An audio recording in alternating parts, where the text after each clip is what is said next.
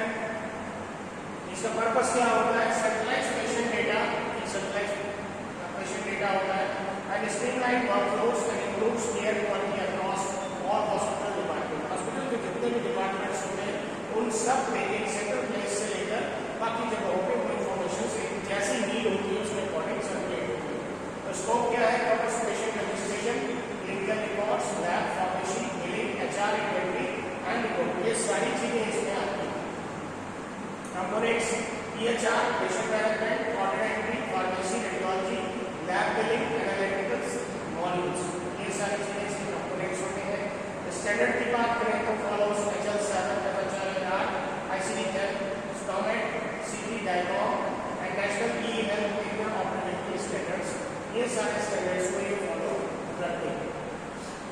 की ऑब्जेक्टिव्स क्या है, पेशेंट सेंटर्ड केयर होती है, ऑपरेशनल एफिशिएंसी होती है, data accuracy and safety, next is financial management, next is regulatory compliance and last is informed decision making. First of all patient centred care की अगर बात करें तो जितना भी कुछ इसमें किया जाता है वो पेशेंट को सेंटर में रख के ही किया जाता है। It ensures complete accurate patient records are accessible to all authorities, clinicians, instantly improving diagnosis and treatment। ये सारा चीज जो होता है मैनेजमेंट वो पेशेंट की डायग्नोसिस और ट्रीटमेंट के लिए ही होता है। Next is operational efficiency, automate manual task, scheduling, billing, reporting, reducing administrative work. तो जितना भी ये मैनुअल वर्क्स होता है वो सारा शेड्यूल भी कर सकते हैं, आपकी विजिट्स को बिलिंग को शेड्यूल कर प्रॉपर्ली कर सकते हैं, रिपोर्टिंग कर सकते हैं और एडमिनिस्ट्रेटिव बर्डन को भी कम कर सकते हैं एंड फ्रीजिंग स्टाफ और पेशेंट केयर, और साथ में जितने भी स्टाफ उनको फ्री कर सकते हैं पेशेंट की केयर के लिए, क्योंकि बहुत सारे कामों में भी स्टाफ लगता है। डेटा एक्यूरेसी एंड सेफ्टी में रिड्यूस मेडिकल एरर्स, जितनी भी मेडिकल एरर्स होती है उनको कम कर सकता है थ्रू स्ट्रक्चर डेटा एंट्री, एक स्ट्रक्चर में डेटा एंट्री अगर हो, क्लिनिकल डिसीजंस जो लेने हो वो भी इसमें सपोर्ट कर सकता है, ड्रग एलर्जी में, अलर्ट्स में और ऑडिट ट्रायल्स में भी सपोर्ट करता है। फाइनेंशियल मैनेजमेंट की बात करें तो streamline billing, insurance, claims, revenue cycle management and provide real time financial dashboard. इन सब चीजों में फाइनेंशियल मैनेजमेंट में, बिलिंग में, क्लेम्स में और रेवेन्यू साइकिल मैनेजमेंट में भी हेल्प करता है। रेगुलेटरी कंप्लायंस की बात करें तो maintain compliance with all guidelines and standards that is defined GDPR, DCI and NHS, national health data policies के अकॉर्डिंग, ठीक है। नेक्स्ट इन्फॉर्म्ड डिसीजन मेकिंग में provide management with real time analytics, real time analytics आपको मिल सकती है, KPI dashboards and population health data for strategic planning, strategic planning के लिए भी आपको डेटा अवेलेबल होता है। Next is core modules of hospital information system. HIS को अगर हम सेंटर पॉइंट में रखें, सेंट्रल हब बना लें हॉस्पिटल इंफॉर्मेशन सिस्टम को, तो इसमें पेशेंट का registration, electronic health records, laboratory management, radiology, pharmacy और बिलिंग, ये सारे डिपार्टमेंट उसके सराउंडिंग्स में आ जाएंगे और जिसको भी इंफॉर्मेशन चाहिए वो HIS से लेकर के और वापस HIS को ही भेज सकता है। Next is patient management module क्या होगा, first of all registration and administration, admission, second is OPD है या पेशेंट मैनेजमेंट है, IPD वार्ड, IP या वार्ड मैनेजमेंट है और साथ में डिस्चार्ज है, ट्रांसफर। ये चार तरीके से आपको एक क्रमबद्ध तरीके से मैनेजमेंट इसका कर सकते हैं। रजिस्ट्रेशन एंड OPD के लिए यूनिक पेशेंट ID या मेडिकल रजिस्ट्रेशन नंबर जनरेट करते हैं, डेमोग्राफिक और इंश्योरेंस डेटा कैप्चर होता है इसमें, अपॉइंटमेंट एंड शेड्यूलिंग मैनेजमेंट करते हैं और क्यू एंड प्रोग्राम मैनेजमेंट भी इसमें जो होता है। इनपेशेंट डिपार्टमेंट की बात करें, यहाँ पे इनपेशेंट की बात करें तो इनपेशेंट में OPD consultation notes and orders, जो भी डॉक्टर्स को पहले इंस्ट्रक्शंस दिए थे वो और ऑर्डर्स, फिर बेड कंडीशन, बेड क्या है उसका कहाँ मिलेगा, किस वार्ड में इसको ट्रांसफर करना है, नर्सिंग असिस्टेंट और वाइटल रिकॉर्डिंग्स और क्लिनिकल ऑब्जर्वेशन चार्ट्स को भी आप इस पर प्रिपेयर कर सकते हैं। फिर उसके बाद डिस्चार्ज एंड फॉलोअप में डिस्चार्ज समरी जनरेशन, डिस्चार्ज की समरी बना सकते हैं, follow-up schedule and alerts, readmission risk tracking and patient satisfaction survey, ये सारी चीजें इसमें रजिस्ट्रेशन और OPD, इनपेशेंट और डिस्चार्ज एंड फॉलोअप, ये एक तरीके से मॉड्यूल पूरा प्रिपेयर है। Next is clinical information system EHR that is for electronic health records, laboratory information and radiology, ये तीनों जो है वो बड़ा ही इम्पोर्टेंट इनका रोल होता है, इसलिए क्योंकि अक्सर इनके बार बार काम की जरूरत पड़ती है, तो इसलिए अगर आपस में कॉम्बिनेशन में है सब इंफॉर्मेशन एक दूसरे को सिक्योर हो रही तो time management, care, even costing और इसके साथ साथ बहुत सारी और चीज़ें जो स्टाफ का इन्वॉल्वमेंट होता है उन सबसे भी बचा जा सकता है। तो complete longitudinal patient health records, proper list, diagnosis, medications and analysis, clinical notes जो एसओआई में फॉर्मेट करता है, प्रोसीजर्स और history, integration with lab, pharmacy and radiology, ये सारा चीज EHR में आ गया। लेबोरेटरी की बात करें तो test ordering, specimen tracking, barcode technique, auto results entry and analyzers via middleware, critical value errors तो क्लिनिशियंस अगर कोई रिपोर्ट्स फाइंडिंग्स में कोई स्पेसिफिक चेंजेस आ रहा है तो आप इमीडिएट बेसिस पे क्लिनिशियंस को इन्फॉर्म कर सकते हैं या अलर्ट कर सकते हैं। Quality control and proficiency testing tracking की जा सकती है। रेडियोलॉजी की बात करें तो रेडियोलॉजिकल ऑर्डर मैनेजमेंट स्पेशली किया जा सकता है और diagram, image storage and reverse facts कहते हैं। रेडियोलॉजिस्ट रिपोर्टिंग और रिजल्ट डिलीवरी की जा सकती है इसके माध्यम से और AI असिस्टेड इमेज एनालिसिस में इंटीग्रेशन भी किया जा सकता है। Next is pharmacy and financial management modules की। तो फार्मेसी मैनेजमेंट मॉड्यूल में पहले drug quality, maintain and complete drug list, dosing, guidelines and substitutions ये इसमें आ रहा है। ई प्रिस्क्रिप्शंस में physicians prescribe digitally, pharmacist receives and dispenses, ठीक है, डिजिटली इन्होंने प्रिस्क्राइब किया और फार्मासिस्ट ने रिसीव किया और डिस्पेंस किया। ड्रग की allergy alerts, real time clinical decision support and find prescribing जब भी है तो इमीडिएट बेसिस पे। Inventory control, stock levels, expiry tracking and automatic reorder alerts इससे जारी हो सकता है। डिस्पेंसिंग रिकॉर्ड्स की बात करें तो full audit train of medications dispense पर पेशेंट, किस पेशेंट को क्या क्या दिया गया है, हर पेशेंट का अलग अलग लेवल पे आप एक सिस्टमैटिक वे से पर डे का असेसमेंट कर सकते हैं कि क्या मेंशन हुआ, क्या दिया, कब आया, किस डेट को आया, क्या प्रोडक्ट आया, उसकी सारी डिटेल्स वो सारी चीज़ें इस पर आपको मिल जाएगी। चलिए अगर रेवेन्यू साइकिल मैनेजमेंट की बात करें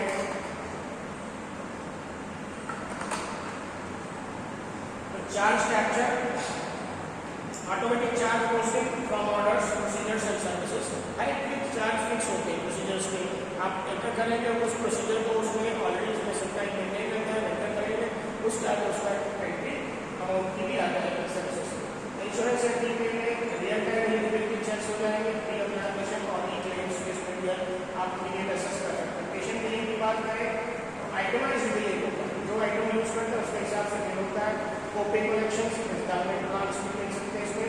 रेवेन्यू एनालिटिक्स की बात करें तो payer mix, denial rates, collection ratios and revenue dashboards इसमें आता है। फिर अकाउंट्स एंड जीएल में integration with general ledger and payroll and controlment, ये सारी चीजें इसमें, ठीक है। Next is HIS architecture, integration and interoperability में presentation layer, application layer, integration layer and data layer. First of all presentation layer की बात करें तो इसमें web browser, mobile apps, kiosk terminal, user facing interface for clinicians, patients and administration, ठीक है, ये होगा presentation layer. Application layer, business logic, clinical tools engine, workflow orchestration and clinical decision supports alerts के लिए। फिर integration layer, excel 7, FIHR, messaging, API gateway, ESP middleware enabling seamless module and third party connectivity, ये third party के लिए हो गई। Data layer की बात करें तो relation database, transfer oracle and SQL server, fact server, data warehouse और एनालिटिक्स क्लाउड। मींस कहने का मतलब है कि चार जगह पे चार तरीके के फंक्शंस हैं, एक जगह पे प्रेजेंटेशन है, एक जगह पे एप्लीकेशन है, एक जगह पे इंटीग्रेशन है, एक जगह पे डेटा से रिलेटेड वर्क। इस तरीके से ये सारी चीजें। नेक्स्ट इज बेनिफिट्स क्या है of implementing hospital information system. Almost 30% reduction in medical errors. अगर हम HIS यूज करते हैं तो लगभग 30% केसेस में हम मेडिकल एरर्स को कम कर सकते हैं, 25% तक पेपर वर्क कम कर सकते हैं, 40% हम तेजी से बिलिंग कर सकते हैं या क्लेम्स को कर सकते हैं, 20% हम बेड टर्नओवर को इम्प्रूव कर सकते हैं। ये सीन दिखता है, इस चीज को यूज करते हैं।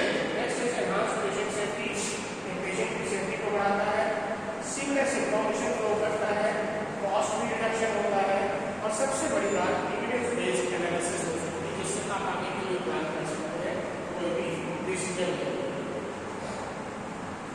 नेक्स्ट इज सिक्योरिटी, प्राइवेसी या प्राइवेसी कंप्लायंस की बात करें तो सिक्योरिटी मेजर्स में role based access control, then the protection by used by doctor, nurse and administration, data encryption, multi-factor authentication, audit logs and disaster recovery, ये security measures इसमें किए जाते हैं। रेगुलेटरी कंप्लायंस की बात करें तो HIPAA, GDPR, NABL, JCI and ISO, ये सारे आपके रेगुलेटरी कंप्लायंस फॉलो होने चाहिए। Next challenges in HIS implementation and adoption में हाई इनिशियल कॉस्ट होती है, change management, data migration, interoperability, downtime and reliability and privacy and data governance. First of all high initial cost की बात करें तो significant upfront investment in software licences, hardware, infrastructure and customisation, इन सारी चीजों में कॉस्टिंग बहुत आती है। फिर चेंज मैनेजमेंट की बात करें, register from clinical administrative staff accustomed to paper-based works requires sustained training.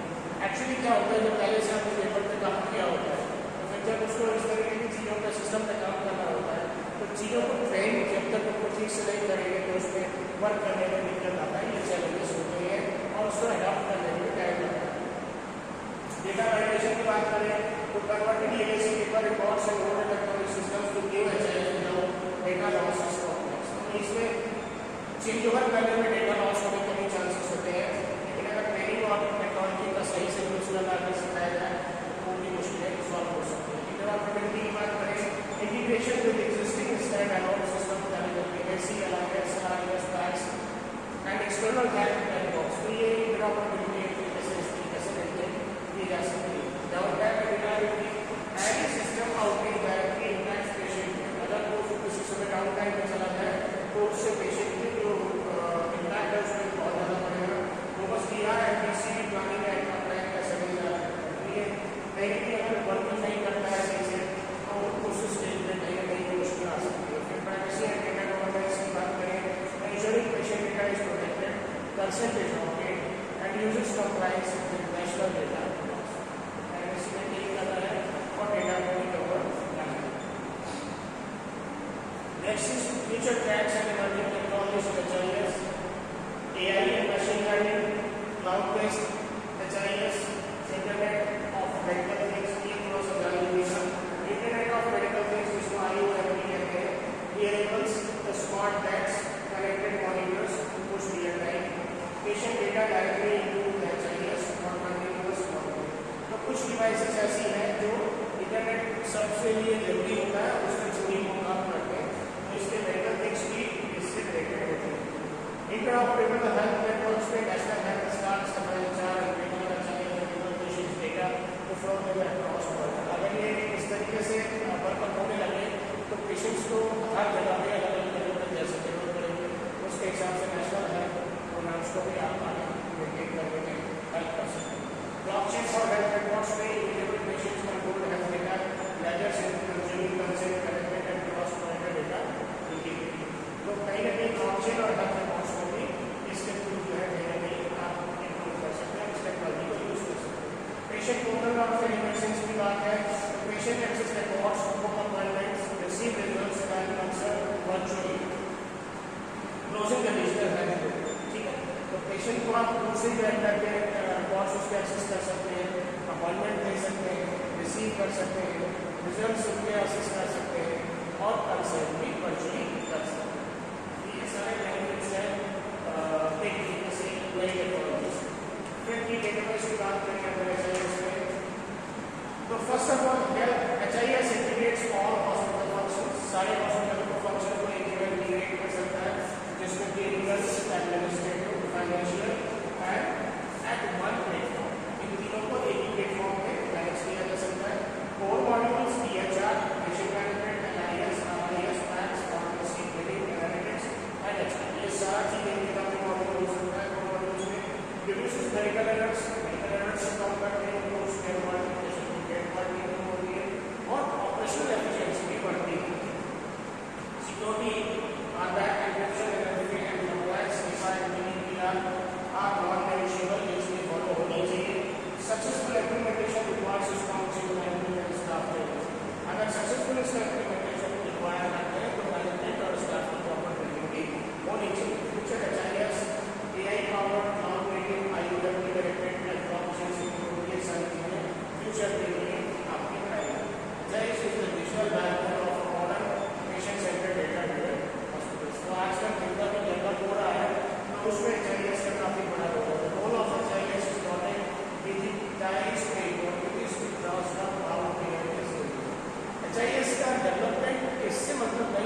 को पेपर वर्क से हटा के डिजिटल किया जा रहा है, लेकिन आज के समय में इन चीज़ों की हेल्प से हम ट्रांसफॉर्म करके केयर को हर हाल में डिलीवर कर सकते हैं बेस्ट वे में और